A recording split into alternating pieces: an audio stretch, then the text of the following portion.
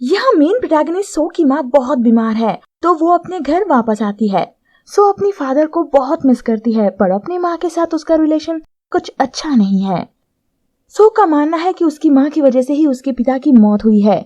Actually so की माँ gas off करना भूल गई थी, जिससे घर में आग लग जाती है और उसके पिता मर जाते हैं। सो घर में काम कर रही होती है, तभी उसके कॉर्डलेस फोन में एक लड़की का कॉल आता है जो बहुत डरी हुई है। वो किसी को ढूंढ रही थी।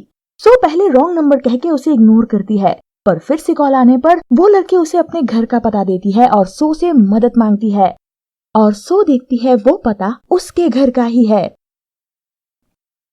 रात को एक आवाज से सो जाग जाती है। वो आवाज इसी दीवार से आ रही थी। वो दीवार खाली सी साउंड कर रही थी, तो सो उसे तोड़ देती है और एक सीढ़ी उससे निकलती है। सो उससे नीचे जाती है, जहाँ उसे एक अजीब सा तहखाना दिखता है। वहाँ एक चेयर पे एक टेडी बियर रखी हुई थी और एक कोने में एक बक्सा। सो को उसमें एक डायरी मिलती है और वो डायरी उसी लड़की की थी जिसने सो को कॉल किया था। इस लड़की का नाम योंग है। सो को उसमें योंग की एक पिक्चर मिलती है जो 26 नवंबर 1999 को खींची गई थी। सो अपने नेबर सांग से इन सब के बारे में पूछती है, तो पता चलता है योंग की माँ पहले तांत्रिक हुआ करती थी और वो लोग पहले सो के घर में ही रहते थे। रात को फिर से योंग का कॉल आता है और इस बार वो बताती है उसकी माँ उसे जलाना चाहती है। तभी सो को तहखाने से धुआं निकलता हुआ दिखता है। हम सेम घर में योंग को अपनी माँ से भागते हुए देखते हैं और फिर उसकी माँ उसे बांधकर टॉर्चर करती है, क्योंकि योंग के माँ का मानना है योंग में एक बुरी आत्मा है जिसे अगर ठीक ना किया गया तो योंग के हाथों हजारों मौतें लिखी हैं। दोनों में धीरे धीरे बातें बढ़ने लगती है। सो उस डायरी में से एक लाइन पढ़ के योंग को सुनाती है और योंग देखती है उसने सेम लाइन 7 नवंबर को अपनी डायरी में लिखा था। मतलब सो का कॉल अतीत से कनेक्ट हुआ है जो उसी घर के पिछले मालिक का था।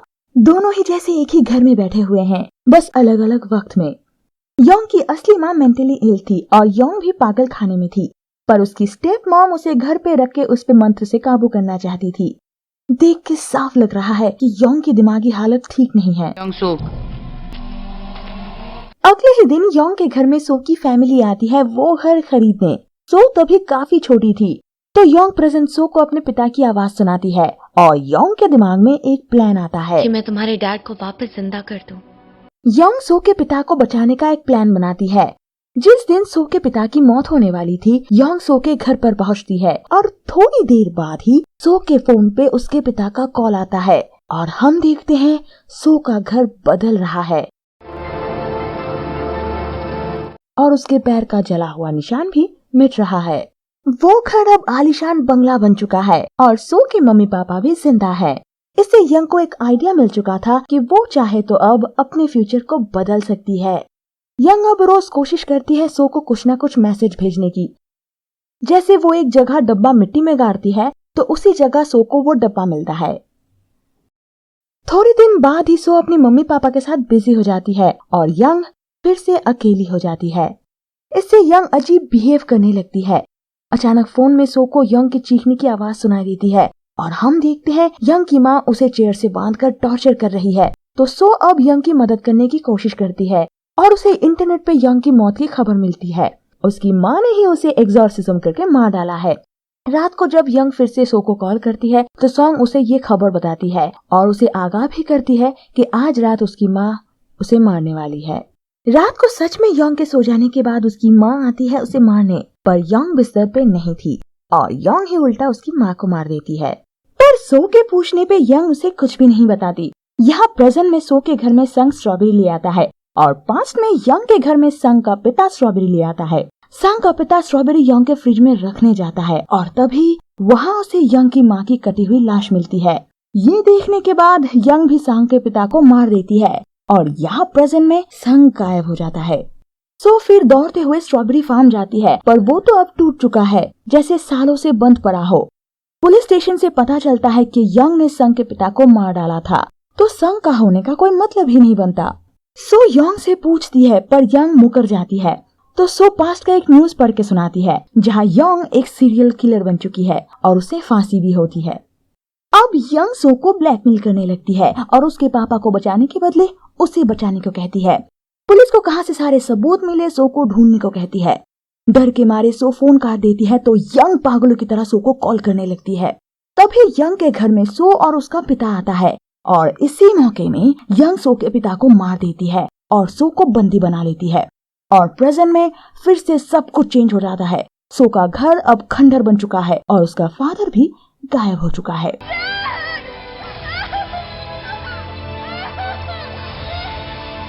यंग फर्श पे लिख के सो को मैसेज भेजती है फोन उठाने के लिए। अब सो यंग को मारने का प्लान बनाती है। सो 1999 में हुए एक्सीडेंट्स के बारे में ढूंढती है और पास में उसे एक मिल भी जाती है। एविडेंस ढूंढने के बहाने सो यंग को वहां भेजती है और ठीक 5 बजे उस जगह धमाका होता है। सो कुछ देर के लिए रिलैक्स तो हो गई थी, पर फिर से यंग का कॉल आता है। यंग को मारने की कोशिश करने की वजह से बच्ची सो पे यंग गर्म पानी फेंक देती है और यहाँ प्रेजेंट में सो का बदन जलने लगता है और उसके बदन में फिर से जलने के निशान आ जाते हैं। सो अब गिड़गिड़ाती है और यहाँ हमें एक सच्चाई पता चलती है। सो के पिता की मौत उसकी माँ की वजह से नहीं हुई थी।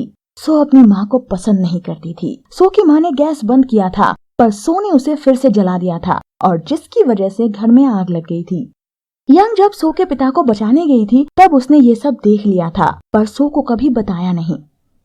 सो और कोई रास्ता न देख पुलिस स्टेशन से पुलिस डायरी चुराती है और एविडेंस कहाँ मिलेगा उसका पता बता देती है। तो यंग जाती है सबूत मिटाने और प्रेजेंट में यंग का नाम पुलिस रिपोर्ट से मिट जाता है। जितनी बार पास में कोई चेंजेस आती है, फ्यूचर उसी तरह बदलती रहती है। अब सो का घर एक मुर्दा घर बन चुका है। फ्रिज भरी हुई है लाशों से, मतलब यंग अब जिंदा है प्रेजेंट में और उसी घर में है।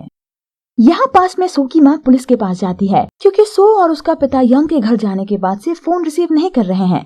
एक पुलिस वाला सो की मम्मी के साथ यंग के घर तलाश करने जाता है। उन्हें यंग के घर में सो के कपड़े का टुकड़ा मिलता है और प्रेजेंट में सो को पुलिस डायरी में वही मिसिंग रिपोर्ट दिखती है जो उसके माँ ने लिखाई थी।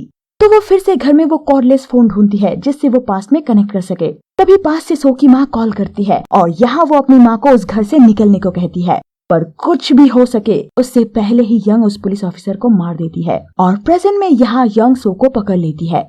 दोनों में बहुत लड़ाई होती है। पास में यंग सो की माँ को स्टैप करती है और फिर सो को मारने बढ़ती है। तभी सो की माँ पीछे से आकर यंग को मारती है और दोनों ही फर्स्ट फ्लोर से गिर जाते हैं।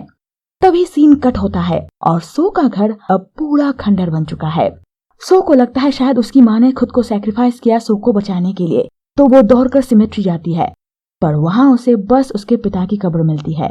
मतलब सो की माँ अभी जिंदा है और कुछ ही दूर उसे उसकी माँ दिखती है, पर उसके गर्दन और हाथों पर गहरे घाव के निशान बन चुके हैं जो अब जिंदगी में सो कभी भी भूल नहीं पाएगी। अब है लॉन्ग स्टोरी इन शॉर्ट।